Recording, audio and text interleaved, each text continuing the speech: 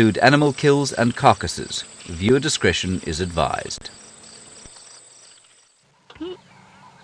It is a mysterious and misty morning out here in the middle of the African bush. Birds are chirping, and of course we have all sorts of exciting things to look forward to because this is Safari Live.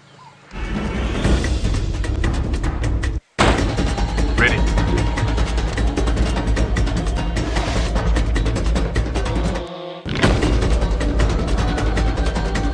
Standing by.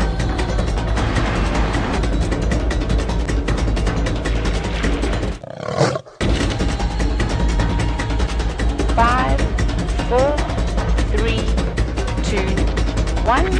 You are live, you are live.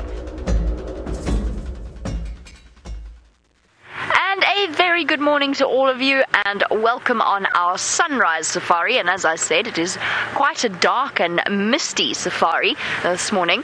My name is Jamie and we have VM on camera with me this morning, and we have all sorts of exciting things planned for you on your live safari coming from Djuma Private Game Reserve, which is in the Greater Kruger National Park area of South Africa. So right up in the top northeastern corner of a truly beautiful and diverse country, and of course one famous for being able to see the most iconic of the African wildlife creatures. Now, because this is live, it means that you can send through your questions, and you can do that on hashtag Safari Live on Twitter, or you can email through to questions@WildEarth.TV. And as I said, we've got all sorts of exciting things planned for you. Stef is out on walk, Tayla's out with me on drive, she's going to go to the Hyena den, I think. We are searching for any signs of those wild dogs that Brent had yesterday. And for those of you that missed the sunset safari yesterday, it was a truly extraordinary one, with the drone bringing really coming into its own and bringing you all sorts of amazing images of the way in which the wild dogs were hunting and catching various poor hapless creatures like scrub hares and apparently a baby daker as well. And we're hoping that they're still going to be on Djuma. It's quite dark and cloudy. They will be up and running. The question is, where are they up and running to? And that's what we're going to do. Now, it's not just us. Of course, we have Stef on foot, as I mentioned. Let's head over to him, find out what his plans are for the morning. My plans are to stay alive at the moment. It's very misty, and I think if today's the day that I was going to get squashed by an elephant or by a hippo, it would be it.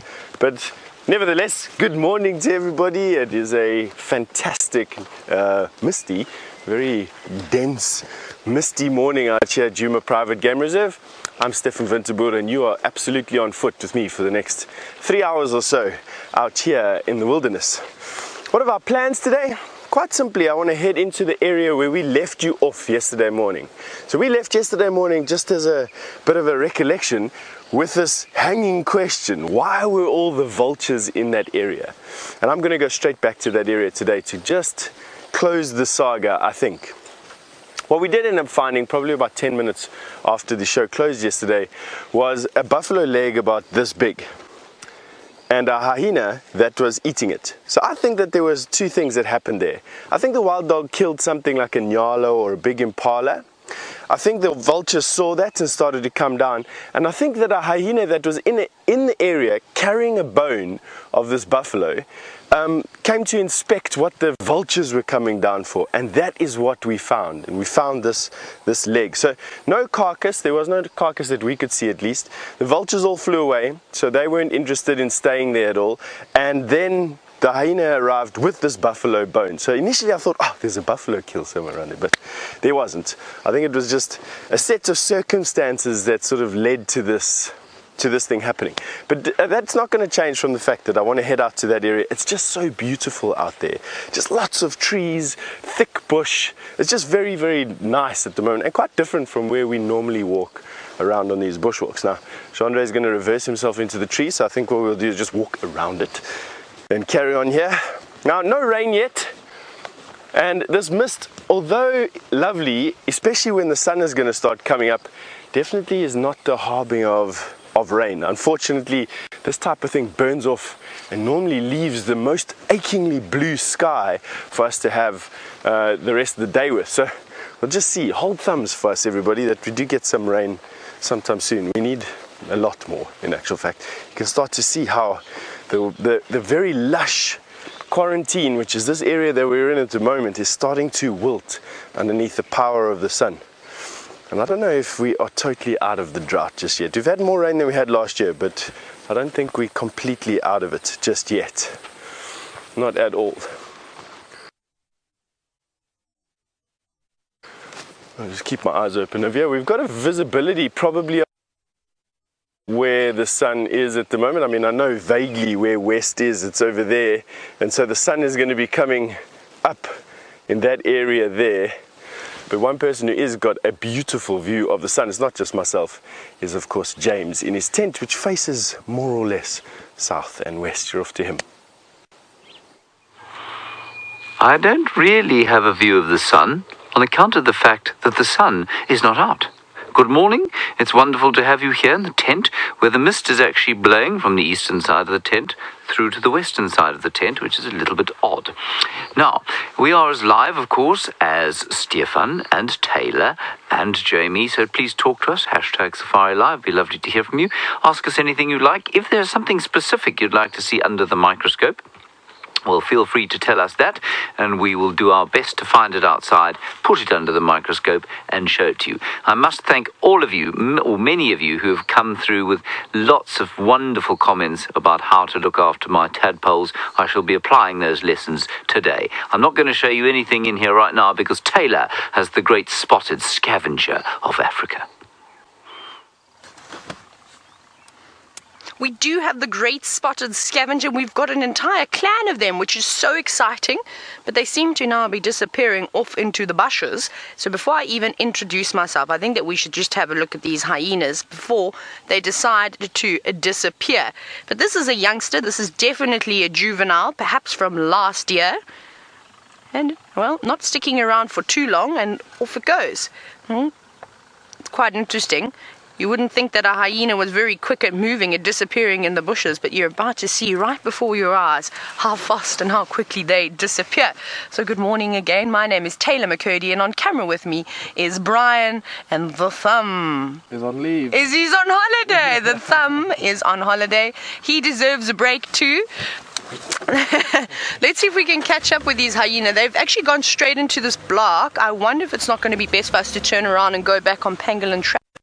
I think that's going to be the best bet. But how exciting is that? Brent actually found them, which is wonderful. I'm going to loop back around. There's Brent. He's just off into the distance. He's tracking. You can see him. Got the moaning off he is. He's running away. Sorry Brian. And I'm trying to catch all the insects that are in the car this morning. So we actually came along pangolin track, and then we spotted a hyena as well. It looked like a male, and he was running that way. So I presume that's where the rest are going to go, and I think it'll be quicker for us if we just actually shoot around and then head on to Weaver's Nest again, and maybe we get them for a second time, which will be quite lovely. But now, I've obviously only just started seeing the hyenas since I've been working here, so I'll of course much appreciate any assistance with identification, because I know that you are all very well acquainted with the hyenas, and please send them through as they come along. If the youngster that we just seen, if you know perhaps who that is, please let me know. You can do so by hashtagging SafariLive on Twitter, or sending through some questions to questions@WildEarthTV. That's the right email address. It's been a long time since I've said that. So I'm actually going to pick up the pace just a little bit, because I suspect that they're probably on the road by now, and hopefully they're going to stay there.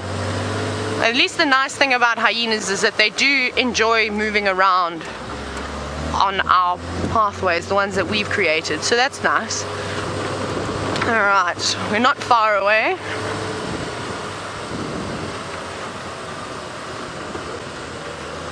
Now as we're driving just along here, I'm just going to keep checking that they don't decide to pop out somewhere. Now, Roxy, you're actually wondering if a large clan of hyenas would be dangerous to an individual. To us as me as an adult, no, not at all. If I was laying down and I was sleeping outside and a clan of hyenas came on past, and then you might find yourself in a little bit of trouble, especially if you hadn't locked yourself away nicely in a tent. They can't open zips and things like that, so you usually are pretty well sort of protected if you're in a tent. But if you were to be lying out on the ground and it was perhaps just you, maybe you didn't have a fire for some reason, then you could find yourself in a bit of trouble. Or if you're a young child, if you're short, then they might think of you as a prey species too. But luckily for us, is when you've got a bit of height on your side with the hyenas, typically they will leave you alone. They won't bother you too much. I did watch an amazing video about, it was a clan of hyenas. I'm going to completely busk. I think it was about 8 or 9 of them, and they actually brought down a juvenile buffalo, which I thought was unbelievable. But it seems as though it had been separated from the herd, this particular buffalo, and these hyenas, this video went on for about half an hour, and they just kept tailing it, harassing it, biting it, and eventually it became so weakened, it lost so much blood because they were just nipping at it the entire time. They managed to bring down a buffalo. And well, speaking of buffalo, excuse me, there's a buffalo carcass. It's so weird to see those things in the bush. And I apologize, I'm going to be doing lots of sneezing today because the allergies are here in full force. Jamie and I might be in competition for sneezing today. That was a buffalo. I suspect this is the one that the 3 Birminghams had taken down from last week or 2 weeks ago. There's not much left of it. I think our hyena clan and the vultures and the jackals and all those wonderful things, including the carrion beetles, have kindly taken care of that carcass for us. Okay, Brian, what do you think? Do you think we're going to get lucky? Yes.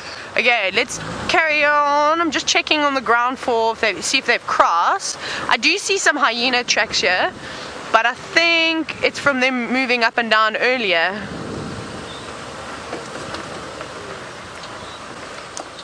No.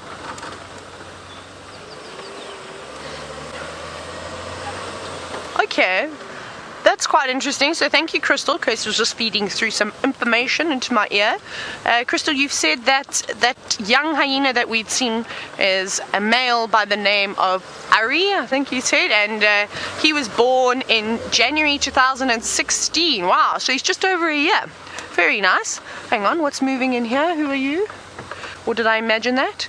No, don't get too excited, Brian. I think I've imagined movement. Maybe it was just a little steenbok or something running in those bushes. So that's quite interesting. Right. Now, it's really nice that they seem to have moved back onto the property. And I think we'll probably try and pop past Gwen as well. And it's going to take me a bit of time, of course, to get acquainted with these wonderful hyenas and learning their identifying features. But we'll get there. But I for some reason, I find hyenas more difficult to try, and of course, I will tell the difference between them than something like a lion. I don't seem to do very well with the leopard still. I still every now and then get them wrong every now and then. But we're going to keep searching. We'll have a quick look around here. If we don't pick up on anything, then we'll move on. We'll go towards Gwen. Maybe the rest of the clan by some chance heads down that way. But I'm going to send you back over to James in his office in the tent, and we'll let him know his plans for the morning. I think office is a horrible word, to be honest.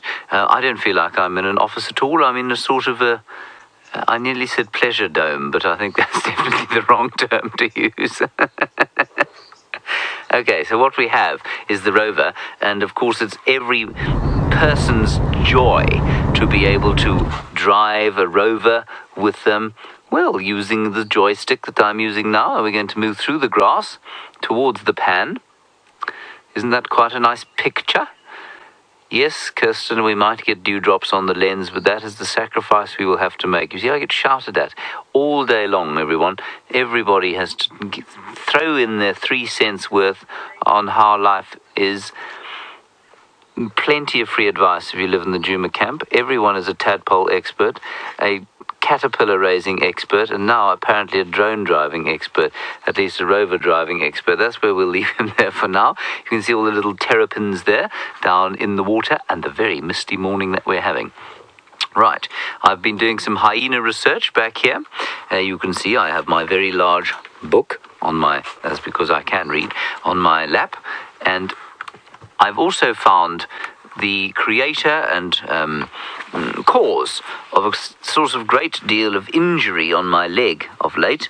Oh, there's blood there. You see that, David? Oh. Shall we put that under the microscope? Let's do it. No, that's a bad idea, David. We're not going to do that. But what caused that, of course, is a tick. There is a tick. And I'm going to put it under the microscope for you. An arachnid. See, it has 8 legs. Ergo, it is an arachnid. And it keeps trying to escape, but I shall not allow it to. And the great thing about a tick, when you want to look at it under the microscope, is that it likes to pretend to be dead, which means that it's easy to look at under the microscope, normally. Get under the microscope and continue to be dead, please. There we are. No, be dead. There it goes. It's still trying to escape. Beastly creature. Now, where are you going? As I said, it's very easy to look at under a microscope because it likes to pretend to be dead. Okay, come here. Maybe you should get on my hand. But what we managed to find yesterday was an opening to the back. Probably what you might just term a cloaca, which will be used for mating and for getting rid of dung. Tick dung. There it is. Oh, come on now. There we go. That's the top end. Now, I'm not worried about it eating me or biting me. This is largely a tick. Oh, sorry, he's really big, completely uncooperative. This tick will be largely something that likes to eat cattle, or not many cattle out here, so the equivalent buffalo, possibly impala, that sort of thing. And I think this is the male. If I'm not mistaken, that is the male version of those great big grey things that we find quite often sitting above the eyes of creatures like Karula. There we go. And I will do a little bit further research on whether that is in fact the case or not. Good. What a delightful thing to have found. Now, yesterday evening, I showed you this creature here, which is, and I didn't know what it was, and it is in fact called a wasp robber fly. Now, it's called a wasp because it looks like a wasp, and it's called a robber fly because of the rather vicious-looking proboscis on the front of its face. And what it does is that it hunts wasps and bees in the air. It catches them in the air and feeds on them. And I wouldn't like to be caught by a wasp robber fly, would you, David? No. No, it would be very unpleasant. Now, I think he's still alive. I left him with the door open last night, and he didn't leave, so I'm just going to hope that he stays with us. Here he is. That's the wasp robber fly. Now, we've got a question from whom I have forgotten, I'm afraid. From Roxy. Hello, Roxy. There's some impala. Very slowly. Look. Roxy, I'll get to your question now. You want to know if ticks serve a purpose? And I like this question. Oh, that's a gorgeous shot. Look at the ram looking into the tent. They're only about, 25 meters away. And they don't normally come down here. The Nyala usually often come down because they don't seem to feel quite as nervous of us. This is so cool. There is a massive herd of them. I'm just going to stand up very gently. And there's a whole herd coming from the left there, Dave. Impalas in the mist from the tent. Very nice. Now, with the Nyalas, you can walk outside quite comfortably and they don't normally react at all. But because the impala don't live around the camp in the same way that the Nyala do, they often don't allow us to get quite as close. These ones seem to be pretty relaxed, though. This is a brilliant sighting. There are probably about, I'm going to say about 60 or 70 of them walking past here.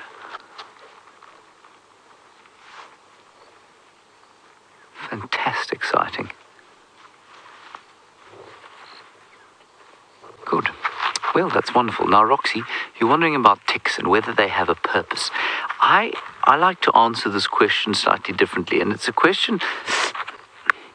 I'm just going to stab myself with a thorn tree.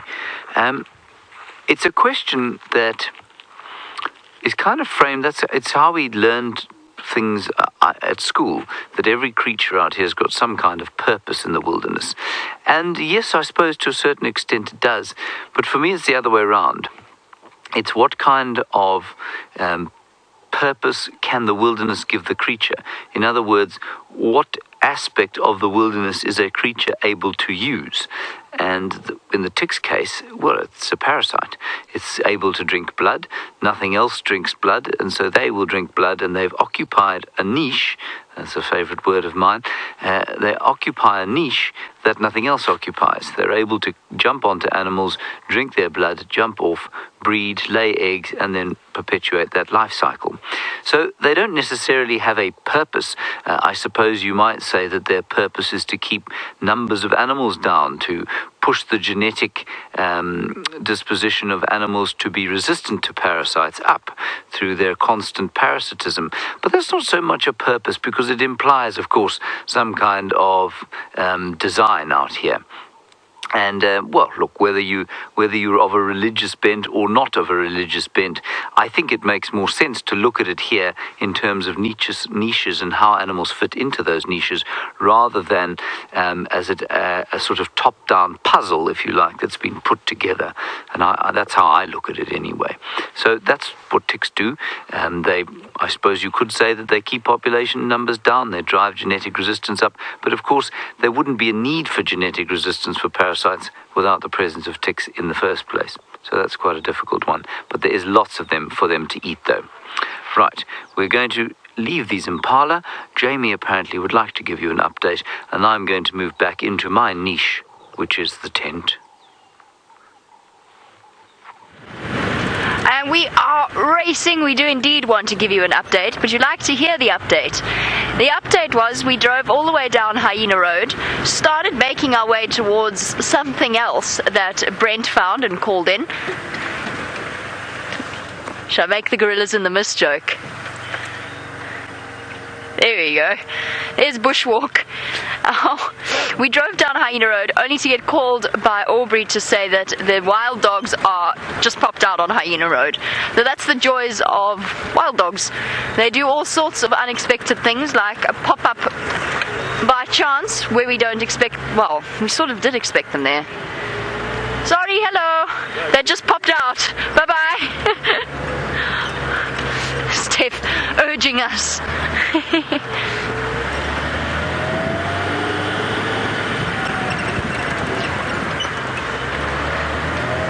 They seem to be very sensibly sticking to the road this morning.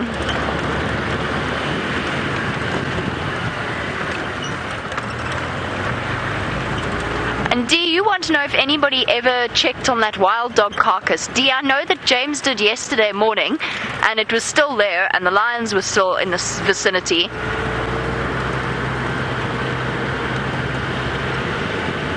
Okay. Sorry, distracted by the Game Drive channel. Yeah. James did check, it was still there. We've been trying to... I know Brent's been getting hold of the people concerned. His tracks come straight back to where we drove past. Unbelievable. Trying to get hold of the people that study the wild dogs and monitor the wild dogs to ask if they want the carcass, if we should collect the carcass. But up until this morning, the lions were around it the entire time, which of course makes getting it rather tricky. Okay. But it's just one of those things where the lions killed the wild dog, they didn't eat it. You very seldom find that when a predator kills another predator, they very seldom eat it. The only animal that does sometimes is leopards. Leopards, if they kill things like cheetah, other leopards, then they might hoist them and eat them. But generally, it's done for competition purposes rather than for food. And in this particular case, of course, there was the added disadvantage for the wild dogs that she had cubs there, which would definitely have provoked a more aggressive reaction. Where are these dogs now? It's quite hard to see. Visibility is not particularly good.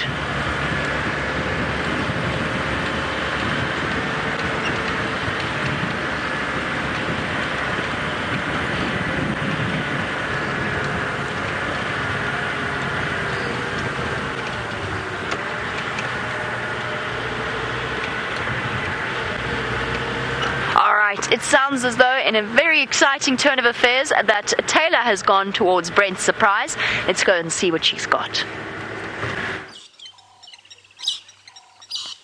I don't know about exciting. Of course, we've got the leopards here.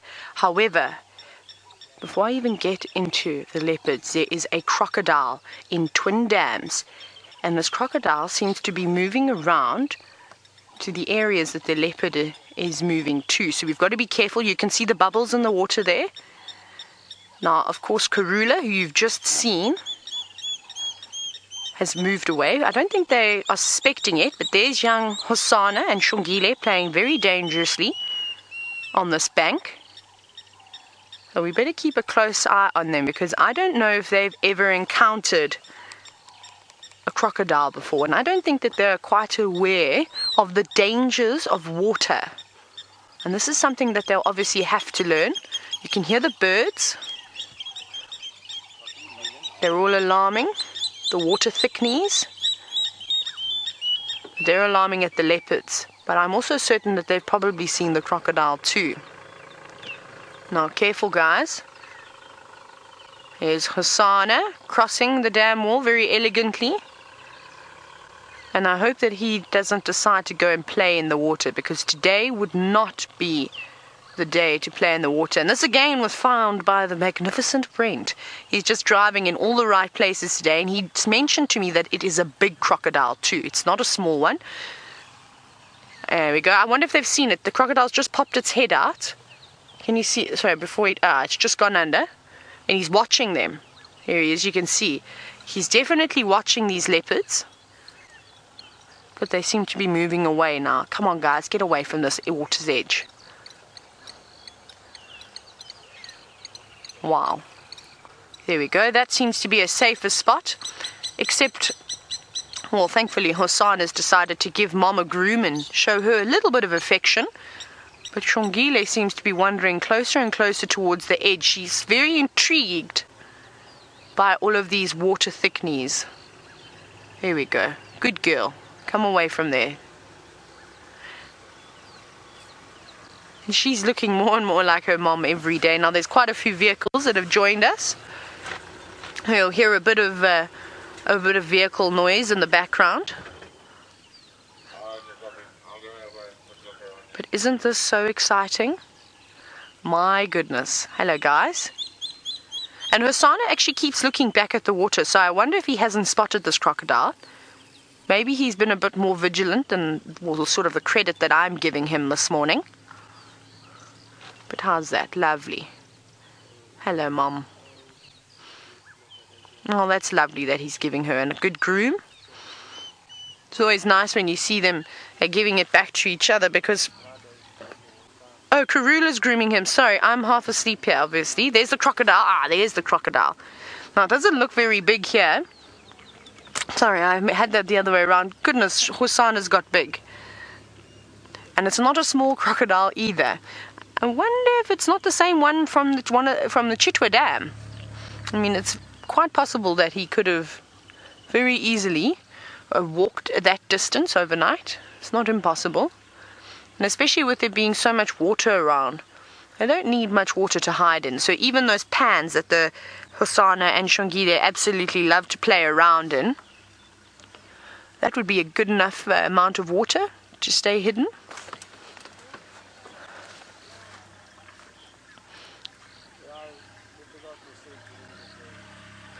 Flopping down again. Now, earlier I was saying to you that I don't think that these leopards have had much experience with crocodiles. And Michael, you're wondering if these leopards should have an instinctual fear sort of around water. You're quite correct. But every time I've seen these guys come down to water, they don't show the caution that their mother shows. And it's the same goes with the lions. You often see the lionesses from the Ngahuma pride approaching the water cautiously and scanning around.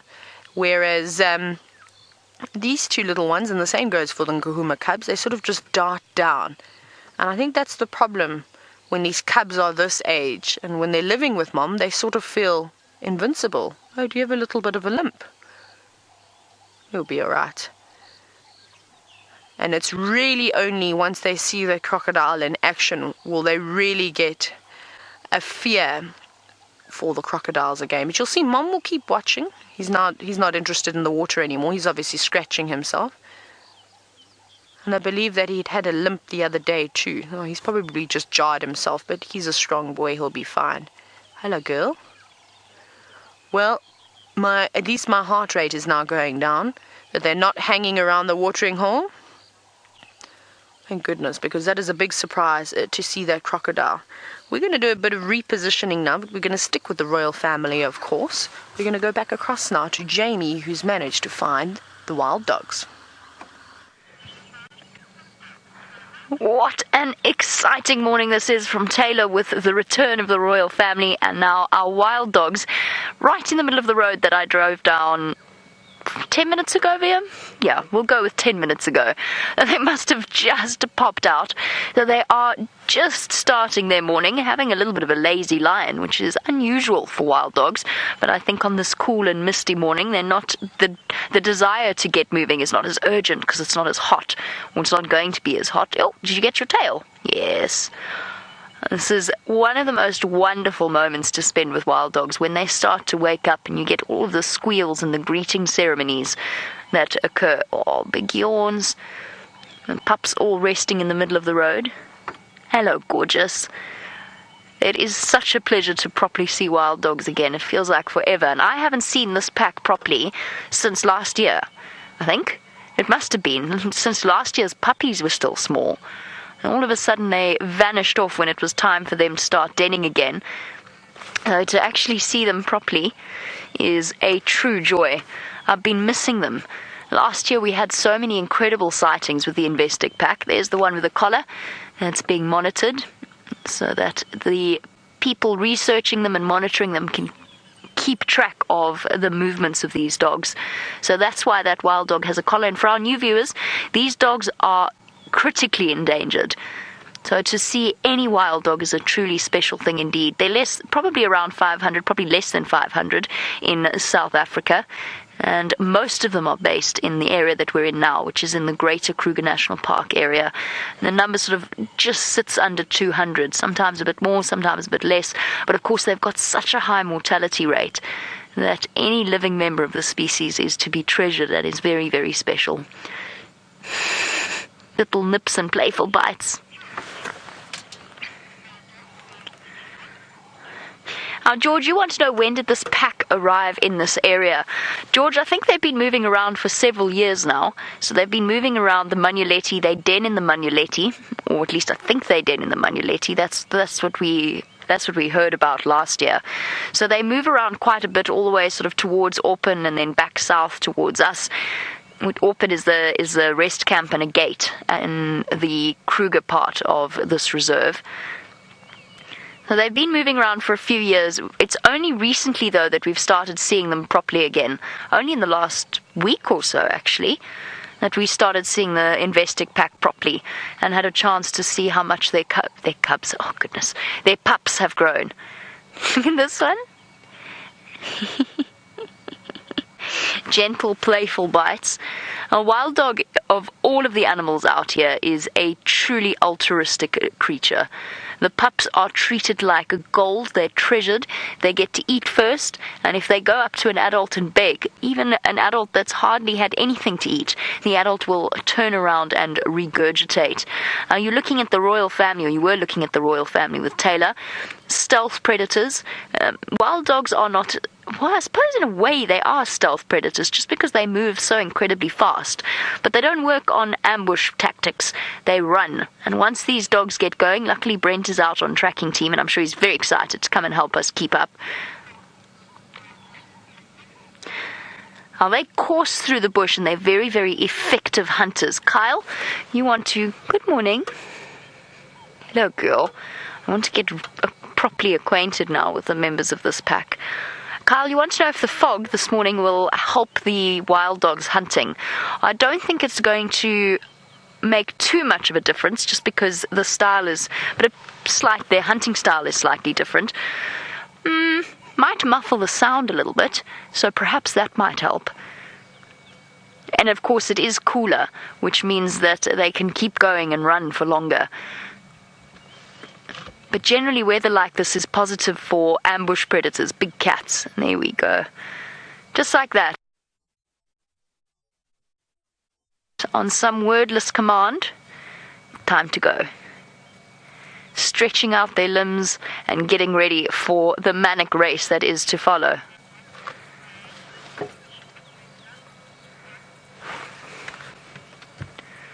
Here they go, trotting out.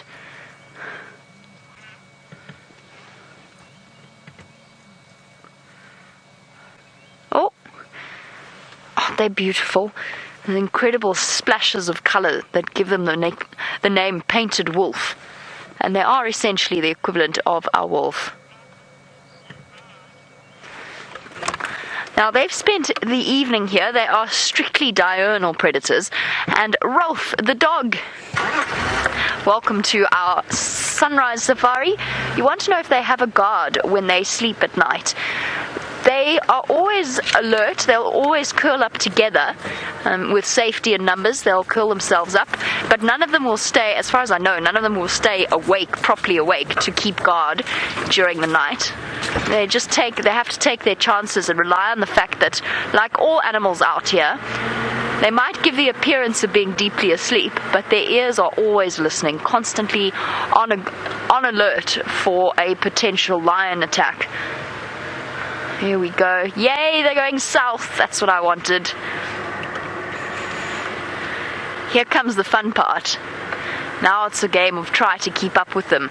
Now, unfortunately, I think with this fog, it does mean that the drone is grounded for now. But it is starting to burn off, so hopefully Connor will be able to join us in the not-too-distant future. Here we go. I love the way that they move. It's such poetry in motion. Smooth and lithe.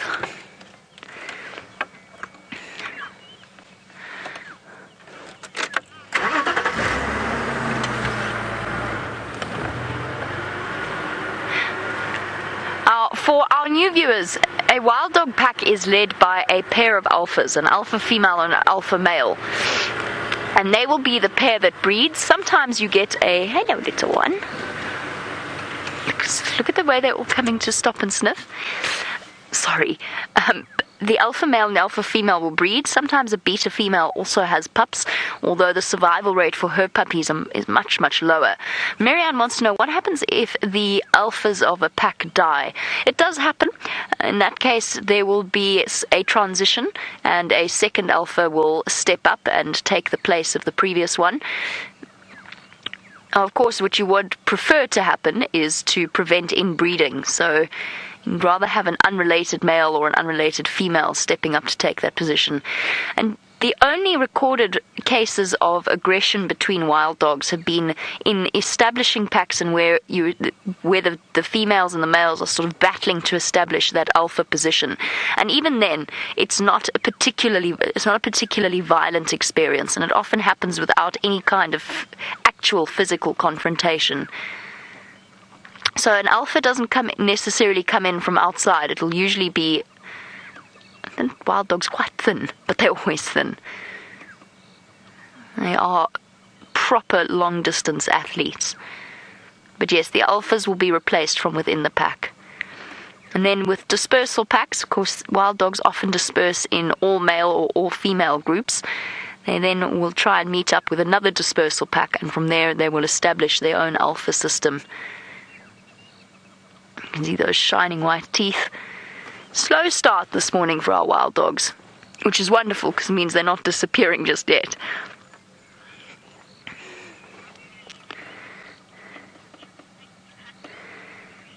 Bree, you want to know how early the pups will contribute to the hunt. Bree, last year we watched the Investec puppies hunt and catch something at about 6 months old, I think it was. They caught a deka. So they do... After a couple of months, they will start contributing very effectively. As soon as they're running with a pack, they are learning to hunt, and they do it much more effectively than, for example, lion cubs. Lion cubs take a little bit longer to grasp the whole concept. But because of the pack mentality and the way in which wild dogs work, wild dog pups learn far, far quicker. And that instinct is there almost from the get-go. And they'll start running with the pack after a couple of weeks in the den site. And from there, it is a exponential increase in their strength and their skill.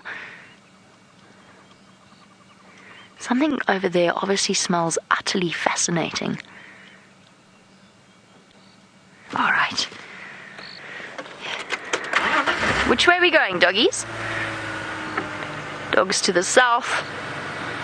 I think they're going to keep going south. I think they're actually going to stick along this road for a little while, which would be hugely helpful.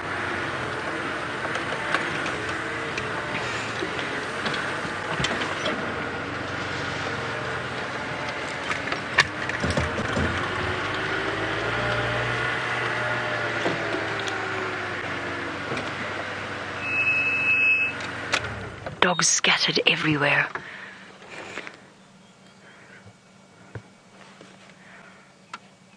And constant listening, those massive radar dish ears.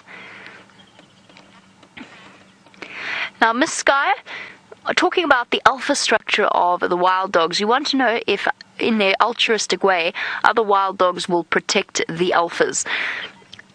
In a sense, yes, but only because the wild dogs work very seamlessly and very selflessly together in a pack. I have read an account, I'm not quite sure exactly how accurate it is. I have read an account of a wild dog with 2 legs being fed by the rest of the pack for a substantial period of time. So it's not so much that they're actively aiming to protect the alphas because they're the alphas, it's just because the entire pack is geared towards trying to protect the entire pack. And you saw that with the wild dogs, with that tragic scene and the lioness killing the wild dog. You saw the way that the rest of the pack tried to come back, tried to get that little puppy back into the folds of the pack. And unfortunately, they didn't stand a chance against a pride of lions.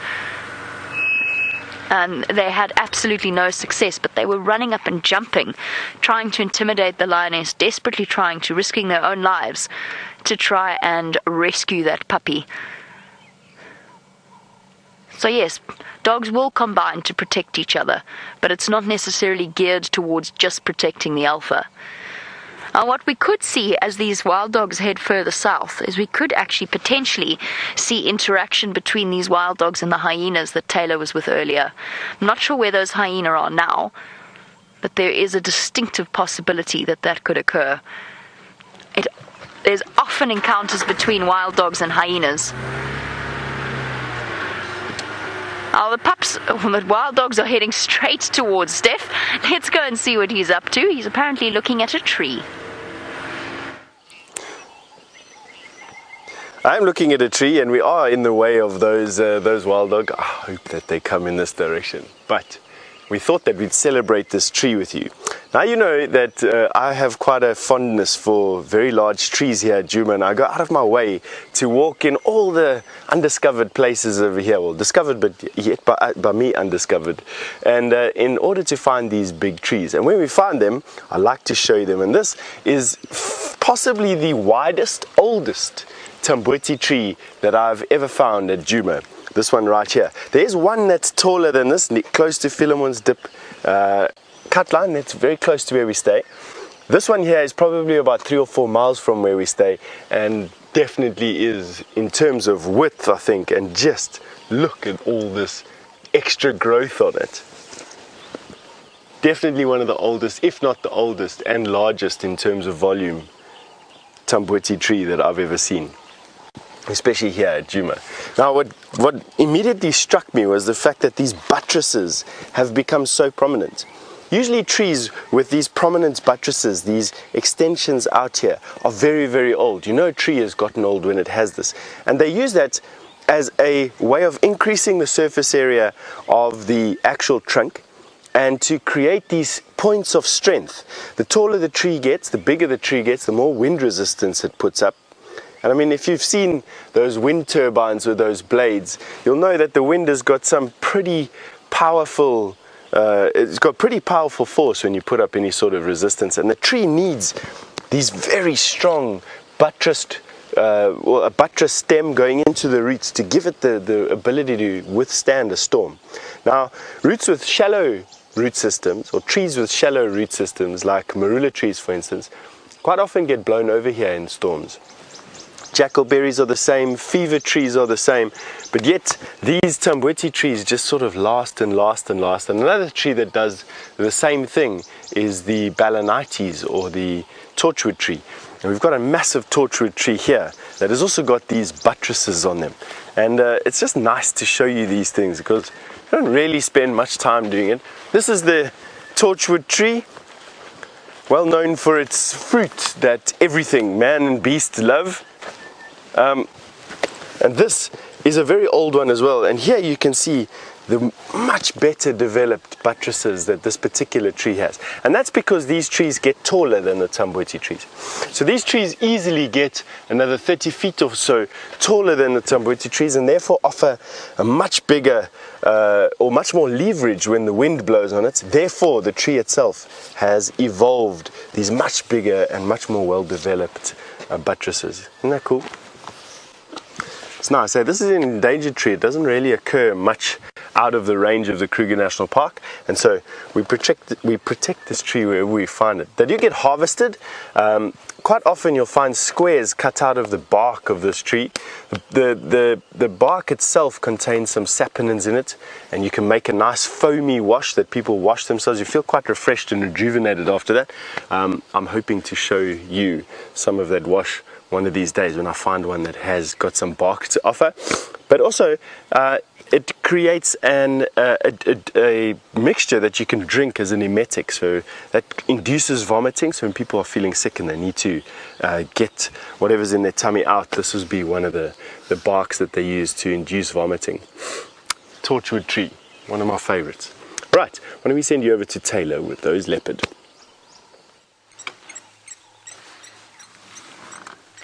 We are still with these lovely cats, of course, and as you can see, very sadly, they've made their way back down to Twin Dams chasing lapwings. You can hear them all getting very angry, but they're not doing very well at trying to conceal themselves. And I'm sure in Xongile's head she's thinking she's getting better, she's gonna get one. That water thickney is just like, come on man, just leave me alone, I'm just trying to have a great day by the pool. She doesn't know where to go because there's so many of them.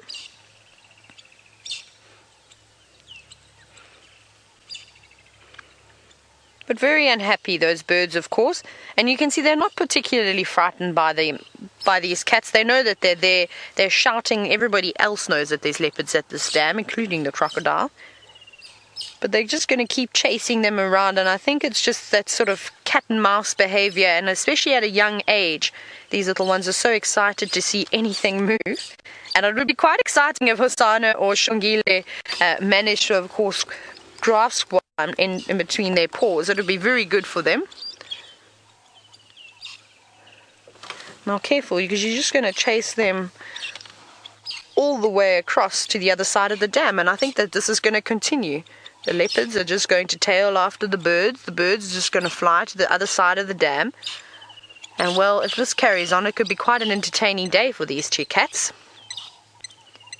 But you can see he's slightly agitated, his tail twitching there, his brain working. Hey boy.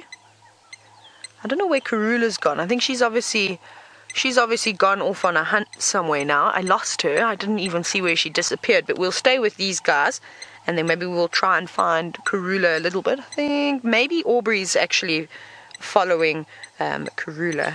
And we're going to go into an ad break shortly, of course, a pretend one. Right, we're going to stick with these leopards, and who knows what they're going to get up. Are they going to catch a bird? Are they going to be reunited with their mother? What's going to happen with Jamie and the wild dogs? Who knows? But stay with us. This is live. We'll see you soon.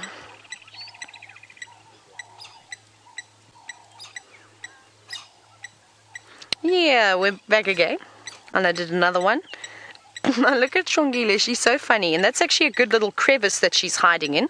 That's unfortunately erosion from all of the rain that's been about, I think over the last couple of years. That doesn't look like brand new damage. So she's decided that she's going to conceal herself in that gap, but she has not fooled that water thickney. Still shouting and looking straight towards her. You can hear the blacksmith lapwings are also going. They're just further to them. Further to the right of those birds. And that would be a good spot to sit if she'd got there before the birds had arrived.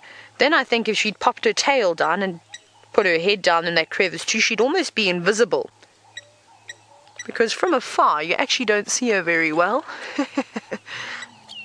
Hosana's chasing another one. Now, we're going to actually see the crocodile soon. Crocodile hasn't moved yet. So I'm just keeping an eye on the croc at the moment. I want to see as Hosana moves along the edge of this bank. Yes, it's just gone under. The crocodile has just gone under now. You can see the bubbles. Oh my goodness. Hosana, come here. Come and get in the car with me, where it's safe.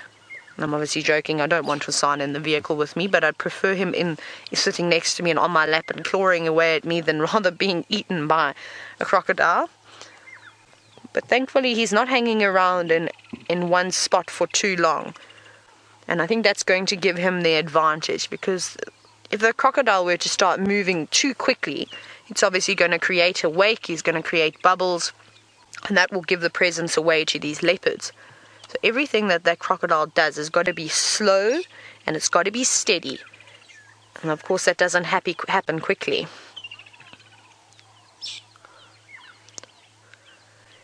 Now, I'm a bit nervous of crocodiles. Not right here, but when I was in Zambia, it was extremely intimidating, even just being on the aluminium speedboats, because I've heard many tales of people sitting on the edge of a speedboat as they're going along and being taken out by crocodiles, launching themselves out of the water.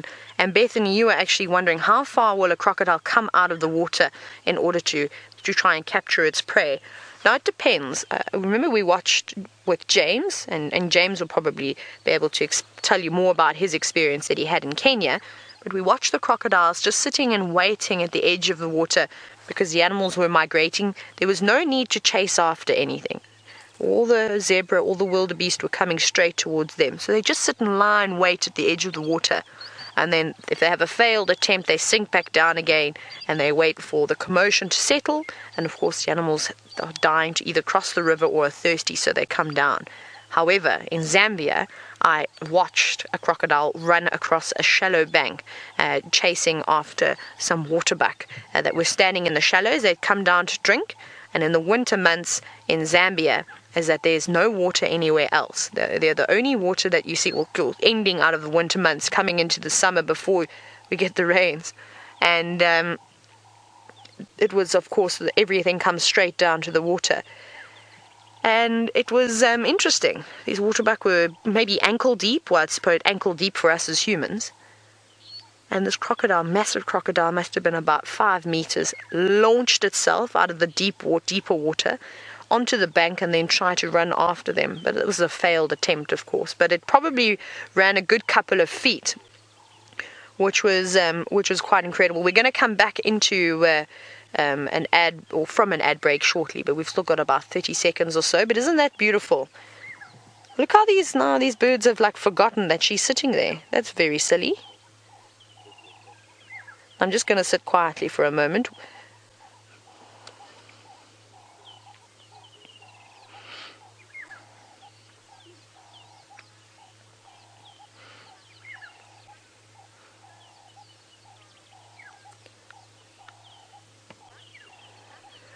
Welcome back, everybody.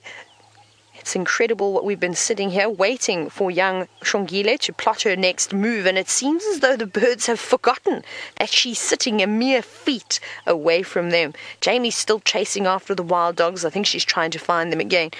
Stef is doing all sorts of crazy things, of course, on foot. And James is now in the tent. And actually, speaking about James, he's got a little bit of a surprise to show you from a different angle in the sky. Let's go across to him and take a look. There is a beautiful little robber fly. How cool is that? And he's sitting, I have snuck slowly and slowly and slowly closer to him, or her. And although not quite as terrifying as the wasp robber fly, I don't know which one this is, I will have to go and discover it. It's called Red Legs. And it's no doubt waiting for the sun. You can see the sun's just popped out onto his back. He's warming up the hemolymph that's coursing through the little robber fly's body. And it's then going to go off and try and catch other flies, probably to eat. Maybe the odd bee and possibly the odd wasp. I think this is the most wonderful shot of a voracious aerial predator. I was just saying to David, because I couldn't find anything of particular note, so I sat down here and I just thought, I'm going to find something. If I sit here, something will appear, and that's what appeared. Right, from one voracious predator that will be in the air soon, to another voracious predator from the air to the ground. There we are. I'm now going to rush inside so I can see what you're looking at. Rush, rush, rush, rush. Dogs on the move. Now, yesterday evening we had the most wonderful time watching these dogs from the air. It was the best way to watch, A, their strategy, and B, observe them hunting without having any effect on them. So, of course, there was no noise from cars or crashing of vehicles or people or anything else. They were just allowed to hunt without our affecting them at all, and that was just beautiful. And so now let's hope that they're able to do that again. Now, Jamie said she thought they were having a late start to the morning. I initially thought, well, maybe they've eaten, because it does seem to be very early for them, very late for them to be hunting. But this movement here is definitely indicative that they are now on the hunt. This is great light, and of course we just lost them last night in the fading light, and the drone was unable to carry on with them. He's going to help keep up with them should they decide to take off after something. They're looking carefully, and I can't see exactly where they are. Am I being... Oh, yes I can. They're on... looks like Gowrie Cutline, heading down back towards us, actually. They seem to be heading towards quarantine. Yeah, Connor, I think stay on that one there if you can. That's the alpha. And he's broken away from the rest of the pack.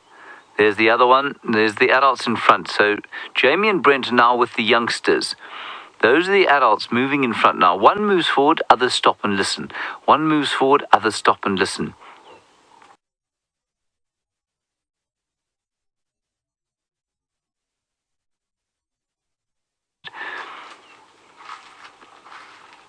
Because I think that is the alpha male, and he is the one that is going to be leading the hunt. Now, dogs like roads in the same way that we like roads, but they're not afraid to nip off them, especially while they're hunting, and they will use... they use cover to a certain extent until the actual time for chasing comes. So we've lost a bit of signal there, right?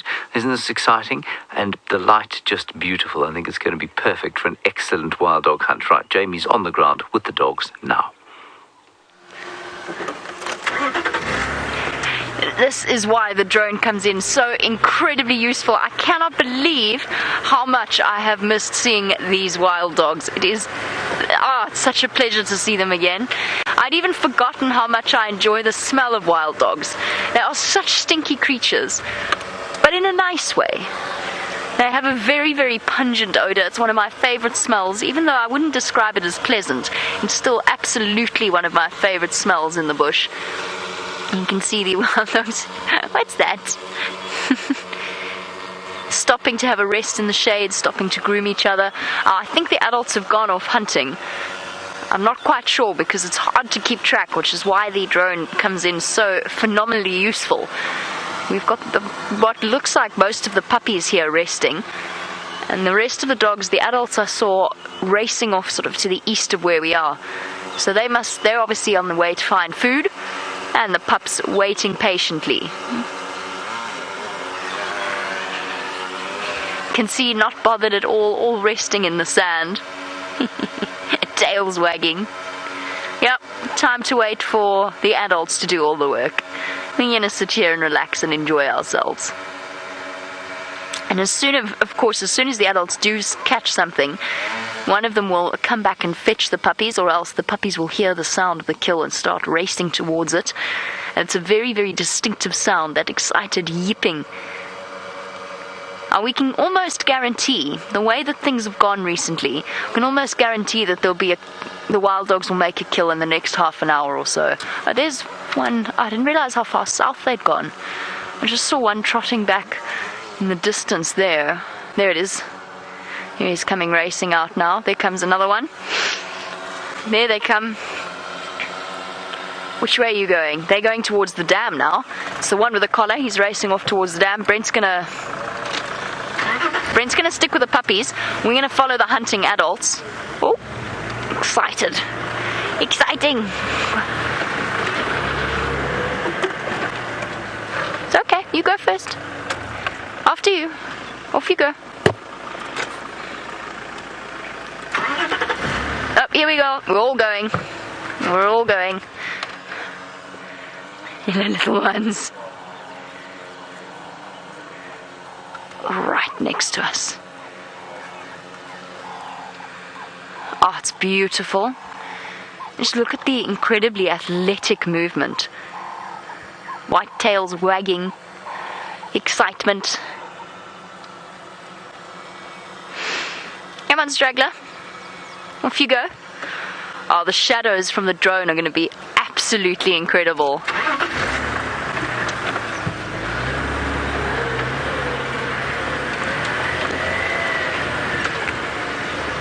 Let's race to keep up with them, keep alongside them. Oh, there's lots of potential prey. There's lots of potential prey at the dam. Let's go and see what the view looks like from the air. Here we are. They're moving along towards the Djuma Dam. That is the road that eventually becomes Mvubu Road. And everything is clear. Don't see any prey species there. Are they all there, or where are the adults? 1, 2, 3, 4, 5, 6, 7, 8, 9, 10. Are the adults not further up ahead? Now, I'm really hoping don't go off there. I don't want them to go off there because they're not going to go towards Ronald. Oh, they're the adults. Okay, well done, Connor. They're in the sort of top left corner. Let's just see where they go here. And let's keep an eye on the dam cam as well, just to find out if there are any impalas around the dam. And that's what these dogs are looking for now. I think they eat quite a lot of nyale, you know. The more we watch them in this sort of situation, the more clear it becomes to me that we've made a lot of false statements about them. Connor, if you can, stick with that one that's going to go into the thickets there. I've talked a lot about them heading from dam to the clearings because they like to hunt in clearings for impala, because that's what I've read. But if you watch them, they don't go for clearings. They know where the clearings are. This dog is heading for the thickets exactly as they did yesterday evening. They're hoping to flush something here and to create sort of consternation and surprise, and then this sort of bombshell hunting method that they have will hopefully bring rewards. See that? They know where the clearings are. It's going nowhere near the clearings. It's heading straight into the thickets. Stops and listens, calls back, looks for the others. This is wonderful stuff. It's just there in the shadows. There we go. Moving down through the thickets. Nyala, bushbuck, duiker, hapless scrub hare. They ate 4 of them yesterday.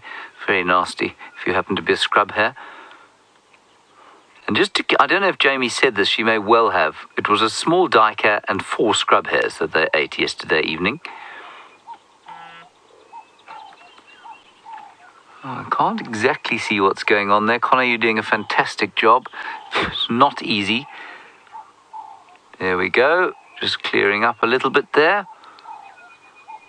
Still moving straight through the thickets. That's the Mlwamati, or no, it's not actually. It's the drainage south of the Djuma Dam. And these dogs are now moving in a southeasterly direction. There's a one on the. They've given chase, Connor. Go quickly if you can. There we go. What are they chasing? On the road. Oh, this is magnificent. What are they after? Connor will try and stay with them. Oh, have they caught something in there? No? Yes? Can't see? No idea? Scanning the screen as you are, everybody. I don't know where they went. Connor, did they not carry on down the road there? I don't know what's going on now. This is brilliant stuff. Isn't it exciting? That was a full chase that happened. There. No, that's not them. Sorry. That's bushes. Oh, no. How have we managed to lose them? Going so fast. And, of course, Connor's probably right at the edge of his range now. No, I think we're going to have to go up higher, and I think we're going to have to go down that road. And that's Twin Dams, I think, and I hope, is Jamie going round onto Twin Dams? Yes, I can see her moving around that way. And this block, I've got to tell you, everybody, is not easy to follow dogs through. There's Brent. I think they've gone further south, Con. I think they've gone further down south. There's Quarantine in the way in the distance. That's Wahlberg's Eagle's Nest Road. I think they've gone further south. That's north. Connor disagrees with me clearly. I might be wrong. I could easily be wrong. All right, he's heard them calling somewhere now, so he's heading towards where he thinks he's heard them calling. Well done, Connor. Brilliant. You're a genius. Follow that one. It'll find the rest of them. Great job. So it's now heading south. Let's just follow that one. It will lead us to the rest. Into the thickets they go. So clearly there's been some kind of kill. You see, it's listening now. Stop to listen. This is why this drone perspective is so important. It's not making any difference to that dog's ability to hear. There's another one there. 2 more. They're all listening for the others. Connor, tell them where you heard the others. I've got no idea where Connor is in relation to these dogs, of course. Right, Jamie's got another nice view. Let's go down to her. Even with the drone, they still managed to disappear and just listen to the exciting squeaks. They've made a kill. They've already caught something. I'm not sure what it was. It's already essentially finished. I think just tugging a little bit, chewing on whatever remains. I have absolutely no idea what it was that they caught. It happens so fast with wild dogs. I think that's a scrub hare. That's a scrub hare, isn't it? That's an ear. Yeah. That's a scrub hare head. So already their first scrub hare kill of the day. And I think what we've learned with the drone is just how much of a feature scrub hares play in the life of wild dogs. These poor scrub hares, anyone that happens to run into their path. And I was watching the footage from yesterday from the drone, the way that poor panicked scrub hare ran straight into the waiting jaws of the wild dog. It didn't really have a chance. There were just wild dogs everywhere. And it also goes to show what skilled hunters wild dogs are, because scrub hares are not slow. They are very, very quick animals. And this is what makes wild dogs probably the most exciting predator to follow, just in terms of the sheer speed and that things can change. And of course, luckily, we've got the drone in the sky, so don't go anywhere. We're going to be taking a short break, but as you've seen with wild dogs, you absolutely cannot afford to miss a moment of the action. Don't go anywhere. We'll see you and with these dogs very, very shortly.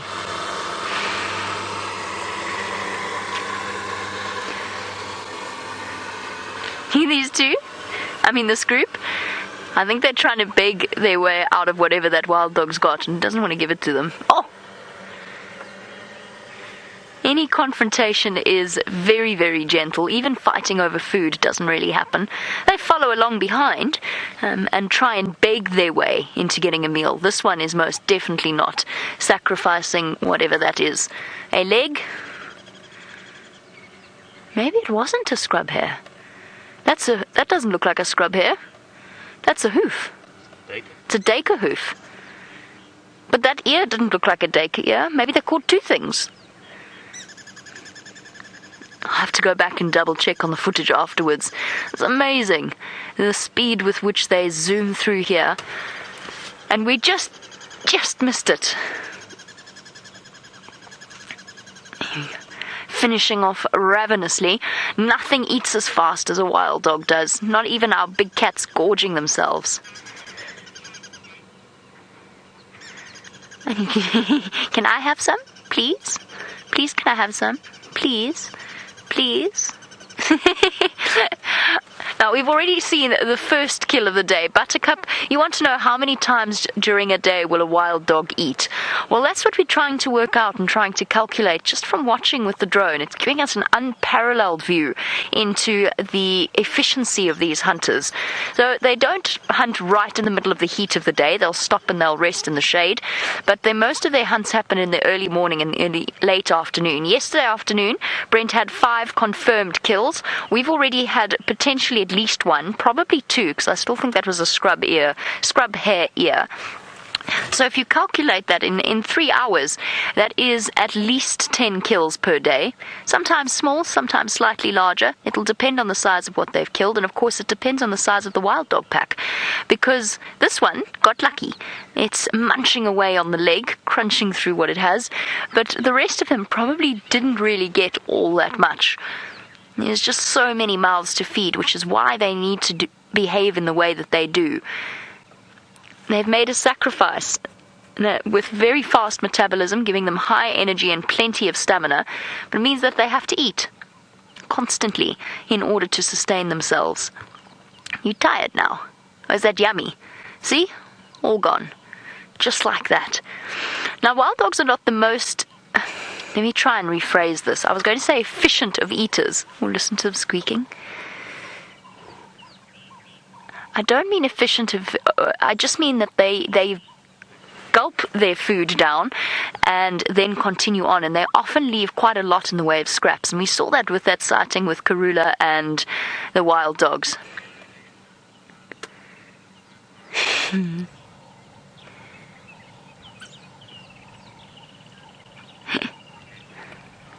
Them all gathering together, nibbling away, grooming, playing.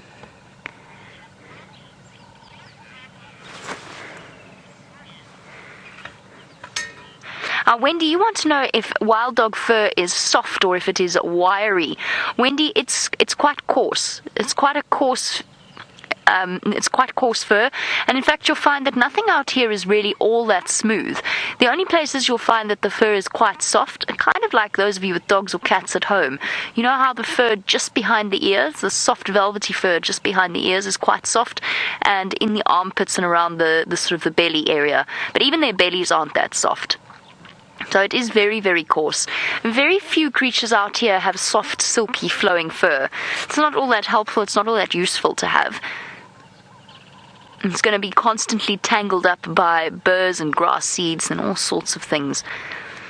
So they're not as soft as they perhaps look. They feel like German shepherds almost. Just smellier. Yes, you do, with your giant ears. I think that's my favorite. If I had to choose, maybe not, it's hard. I almost want to say my favorite aspect of wild dogs is their massive ears, especially when they're all looking in the same direction and you get all of these faces turned towards you with their ears perked up. Giant Mickey Mouse ears. Each one has got a little unique notch. Okay, let's quickly change our view. I can hear Connor back up in the air, so when the dogs get up, and they will, it's still too early for them to settle down. When the dogs get back up, we'll be ready to go.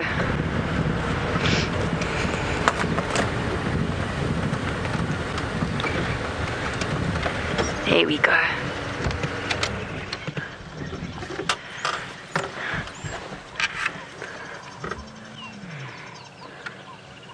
Stopping to have a rest.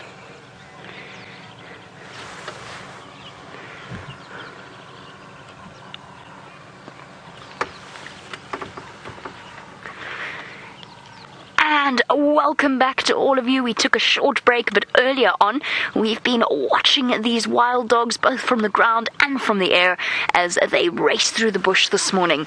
What an exquisite start it has been. Wild dog, one of the most exciting creatures to watch.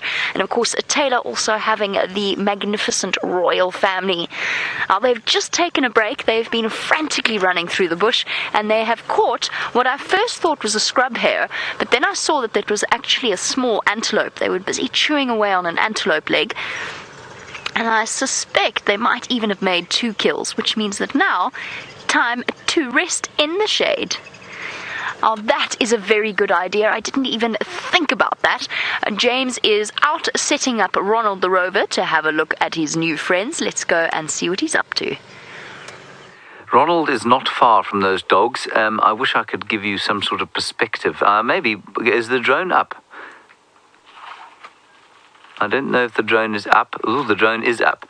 Maybe Connor will be able to get a picture for us as to how close Ronald is to the dogs. He's not far. I'll just give you a quick view. You can go down to his level and you see him moving slowly towards them. And we just want to see what they're going to do. I mean, they're not going to be frightened by him, but they're just down the road there in front of him. Unfortunately, Ronald is now running out of range, so he's probably going to be unable to go any further than he has. I think he's frozen.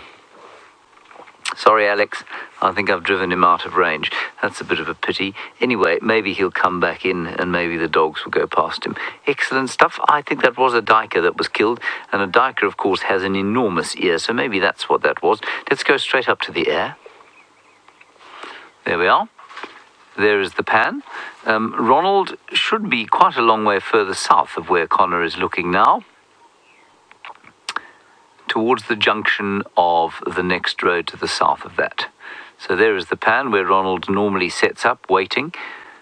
Head off to the south there, Connor, along the road, and you'll spot him at the junction that goes up towards Quarantine, where his picture has frozen because I've driven him out of range. There he is. Sorry, Ronald. Look where the dogs are. They're so tantalizingly close to him. And now he's stricken. I cannot drive him. He's frozen. Oh. He's just getting the odd little piece of Wi-Fi signal. But unfortunately, you know what? That's a good idea. Brent is there. If Brent moves him back just slightly, perhaps about sort of 20 meters backwards, it'll be fine. There comes Brent to help Ronald. This is so cool right now. Well, there's Brent. You can see him arriving. You can see Ronald's got a shaky picture because he's run out of signal on account of me. Now, with any luck, Brent will just pick him up, walk him backwards about 20 meters, and then we'll wait and see what happens. Oh, no, he's not going to because Jamie can't contact him, so he's driven straight past Ronald. Oh, well, we'll try and set this up somehow, because I think it'd be rather fun to see these dogs interact with young Ronald, but maybe they've decided they've had enough to eat for the day and they'll be moving back. Okay, let's head straight back to Jamie. She's actually got the dogs. I do indeed have the dogs, and what a magnificent morning it has been. Look at you. Don't you just want to go and give that a belly rub? Okay, maybe not with those sharp teeth. such a goofy expression. That's exactly the same expression my dog has when she lies upside down like that, when she plays on her back. And they're not, of course, domestic dogs. They're not related, well, at least not closely related to domestic dogs.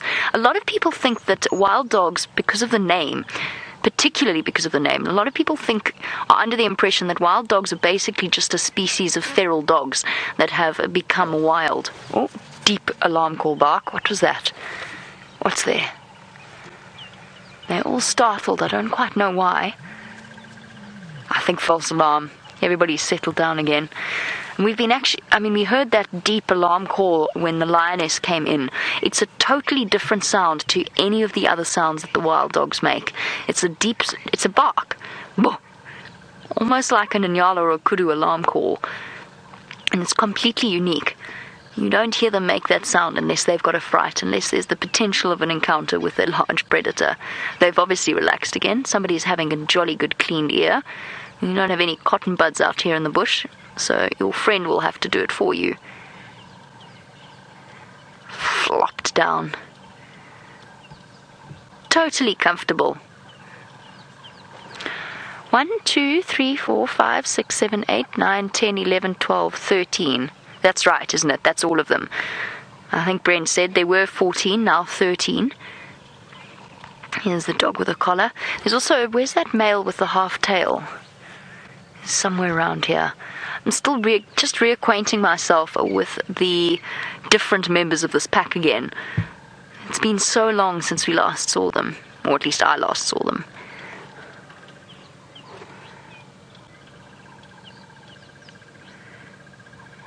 Back to sleep again.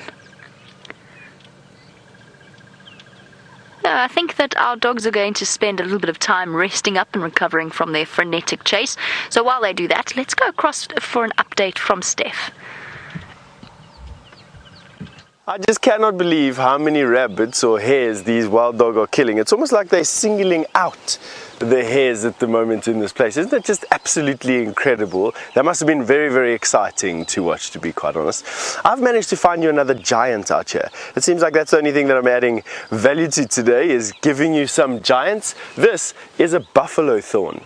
Now I know you're thinking to me, but buffalo thorns are usually these scraggly little bushes no bigger than 3 or 4 feet off of the ground. But this big tree is a prime example of what a buffalo thorn can grow to. And it's absolutely amazing for me, the fact that even though there's elephant dung all over the place here, that this tree has managed to, over the years, and I mean this tree is probably close on 100 years old, has managed to escape the notice of the resident elephant in this area, who, generally speaking with buffalo thorn, just rip them down to keep them nice and small, keep them coppiced, which is many stems coming from the ground. It keeps the leaves nice and fresh and gives them something to eat. And everything browses these particular buffalo thorns. In actual fact, the fact that this tree has grown in this fashion, you can see this arc above us, it's grown like that to get out of the reach of giraffe. So giraffe have actually, how do I say, cultivated this tree like this. Their feeding pressure has, their feeding pressure has actually forced the tree to grow in this arch and higher than the head of a giraffe.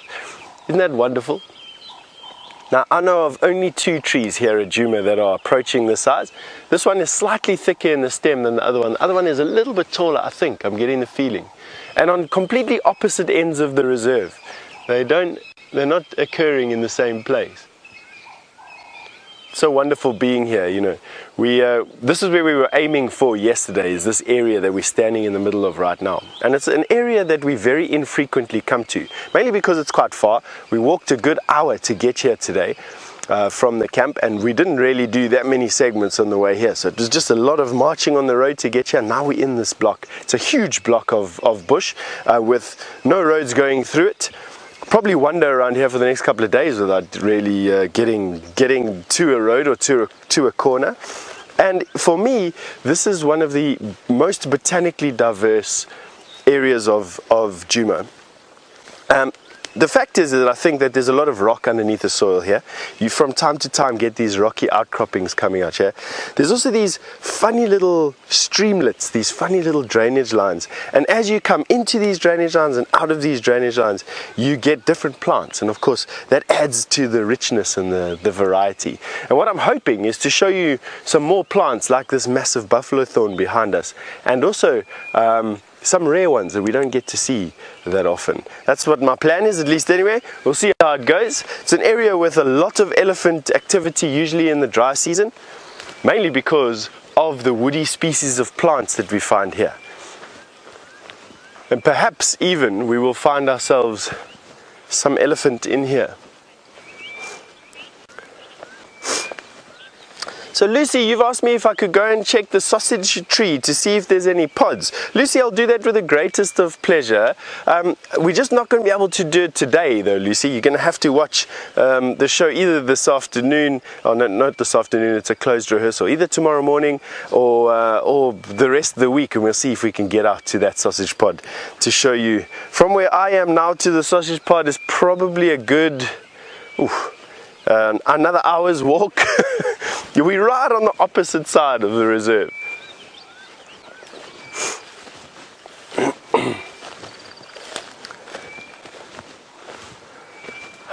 It's just such a lovely day. The mist is burnt off, as you can probably see, and as you probably did see with those fantastic shots of those wild dog running through the bush.